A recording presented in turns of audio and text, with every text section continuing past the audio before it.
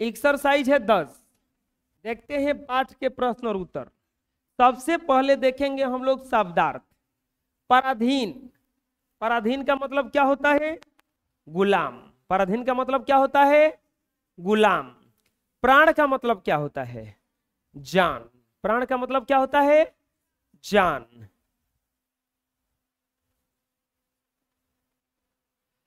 जाबाज का मतलब होता है जान की बाजी लगाने वाला। जाबाज का मतलब जान की बाजी लगाने वाला। पराजय का मतलब होता है हार। आग बबूला होना, बहुत क्रोधित होना, बहुत क्रोधित होना। पेशानी, पेशानी मतलब होता है माथा या मस्तक। चुटकिया बजाते हुए मतलब बहुत आसानी से, बहुत। संभावना मतलब होता है आशा या उम्मीद। संभावना का मतलब क्या होता है? आशा या उम्मीद। तिल भर न डिगना मतलब थोड़ा सा भी न हटना, थोड़ा भी न हटना। ठिठकना, थोड़ी देर के लिए रुकना। ठिठकना माने थोड़ी देर के लिए रुकना। विद्युत गति, बिजली जैसी तेज चाल से। आजादी के परवाने, आजादी के लिए संघर्ष करने वाले, मेहनत करने वाले। परकोटा मतलब गढ़ की रक्षा के लिए निलय निर्मित ऊंची चारदीवारी। परकोटा का मतलब क्या होता है? देखे होंगे घर और के चारों ओर एगो बरामदा दे दिया। स्कूल स्कूल में देखे होंगे घेरा दिया जाता है, बाउंड्री रहता है, वैसे ही।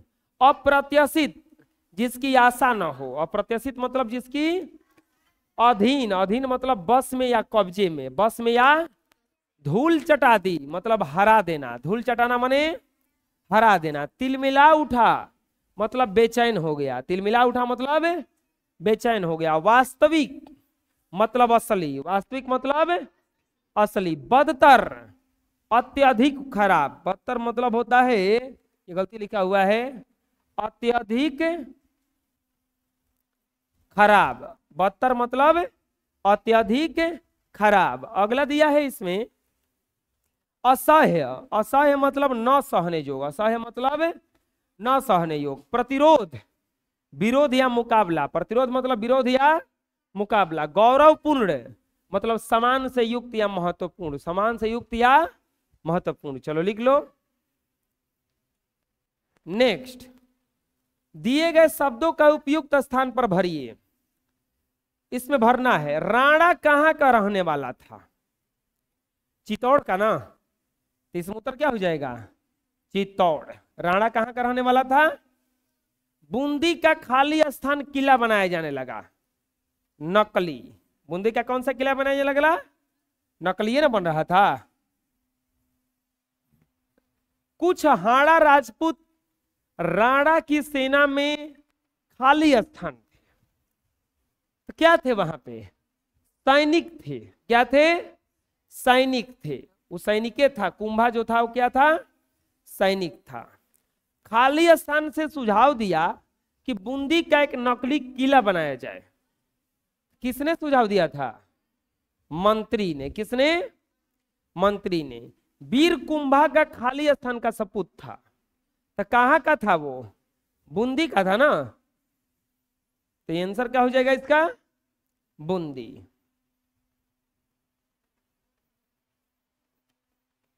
चलो लिख लो।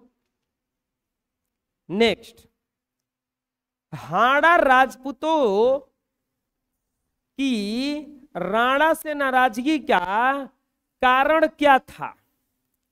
हाड़ा राजपूतों की राणा से नाराजगी का कारण क्या था? तो हाड़ा राजपूतों की राणा से नाराजगी का मुख्य कारण था कि राणा अपने प्रचंड सेना के बल पर बूंदी को अपने अधीन करना चाहते थे। हाड़ा राजपूतों के लिए यह असहनीय था। राणा की प्रतिज्ञा को पूरी करने के लिए बूंदी का नकली किला बनाया जा रहा था। कोई भी सच्चा देशभक्त प्राण रहते अपनी मातृभूमि को अपमानित होते नहीं देख सकता। हाड़ा राजपूतों की इसी कारण राणा से नाराज हो गए।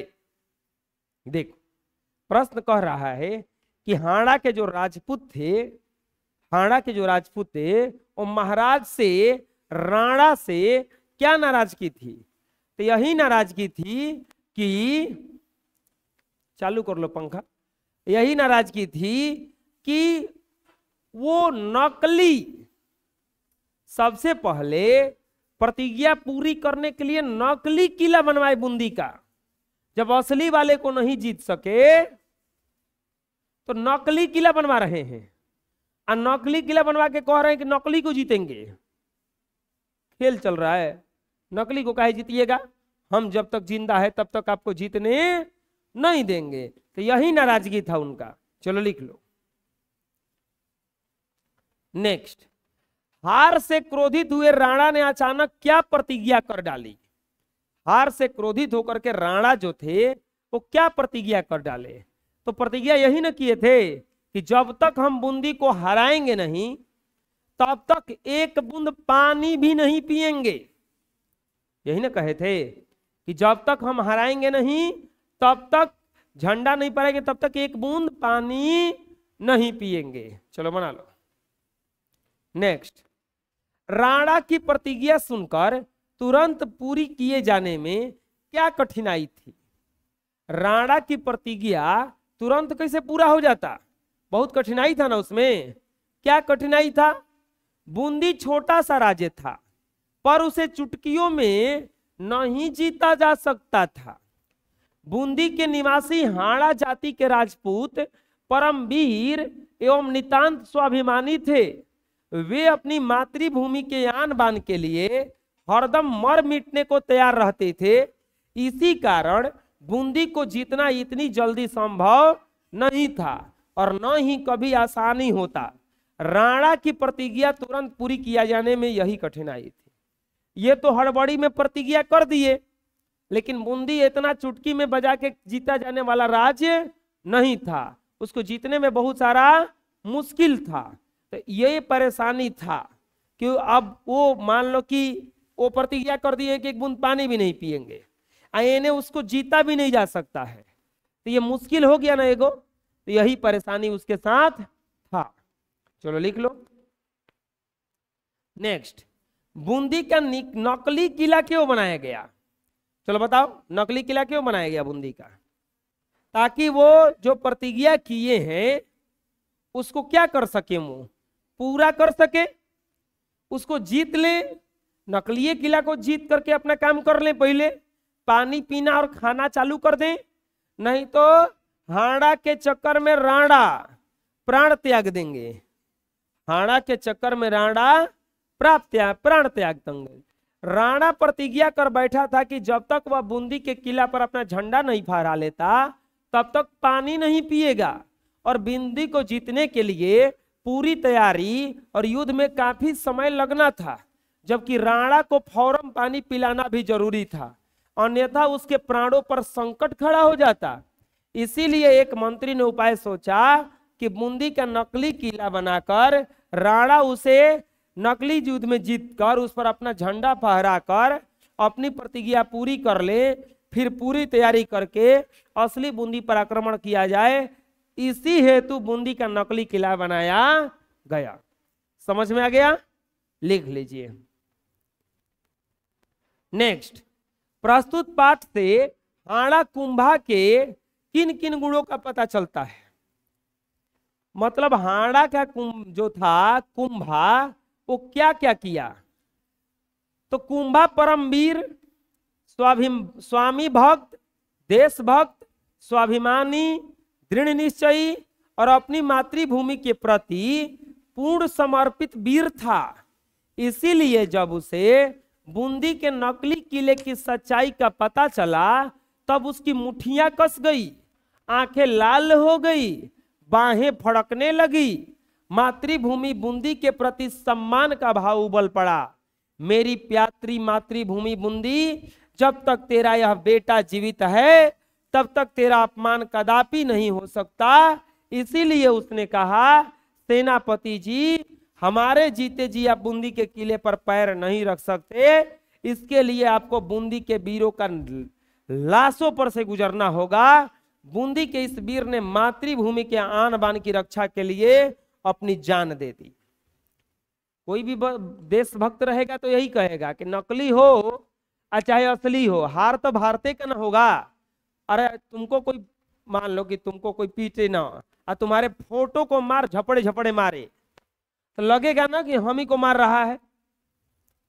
तो वही हाल था वहां पे, वो देख करके लगा कि नहीं यहाँ पे गलती हो रहा है, दिक्कत हो रहा है। चलो लिख लो। नेक्स्ट, व्याकरण, अर्थ स्पष्ट करते हुए वाक्य में प्रयोग कीजिए। धूल चटाना, धूल चटाना का मतलब होता है हरा देना, हरा देना। अब इसका आंसर क्या है, इसका अर्थ क्या हो जाएगा, वाक्य प्रयोग क्या हो जाएगा, वाक्य। तो वाक्य हो जाएगा इसका कि कुंभा ने राणा को धूल चटा दिया। धूल चटाने का अर्थ क्या होता है, हरा देना। क्या होता है, हरा देना। आग बबूला होना मतलब गुस्सा में होना। आग बबूला होना का मतलब गुस्सा में होना। तो इसका क्या हो जाएगा, जैसे वाक्य क्या हो जाएगा इसका, राम रावण को देखकर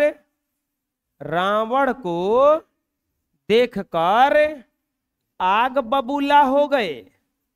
आग बबूला हो गए। राम रावण को देखकर क्या हो गए, आग बबूला हो गए। नेक्स्ट देखते हैं, तीसरा में दे आंखें लाल करना। आंखें लाल करना का मतलब भी होता है क्रोधित होना। क्रोधित होना, इसका वाक्य क्या हो जाएगा,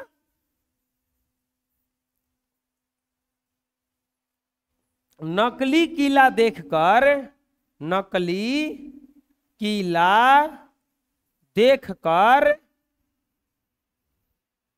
कुंभा की आंखें क्या हो गई, बोलो, लाल हो गई। नकली किला देखकर कुंभा की आंखें क्या हो गई, लाल हो गई। लाशों पर से गुजरना, इसका मतलब हो जाएगा रोकना। क्या मतलब होता है इसका, रोकना। वाक्य क्या होगा,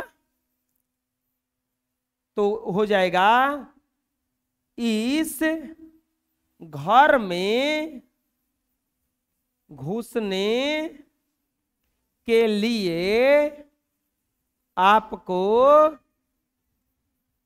मेरी लाश पर से गुजरना होगा। समझ में आ जाएगा कि वाक्य इसका बन जाएगा कि इस घर में घुसने के लिए आपको मेरी लाश पर से होकर गुजरना पड़ेगा। मुंह की खाना मतलब हार जाना। मुंह की खाना मतलब हार जाना।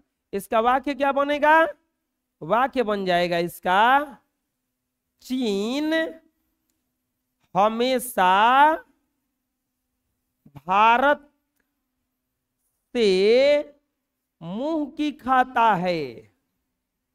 मुंह की खाता है। चीन हमेशा भारत से मुंह की खाता है। चलो लिख लो। और इस तरह से यह पाठ क्या हो गया, खत्म हो गया।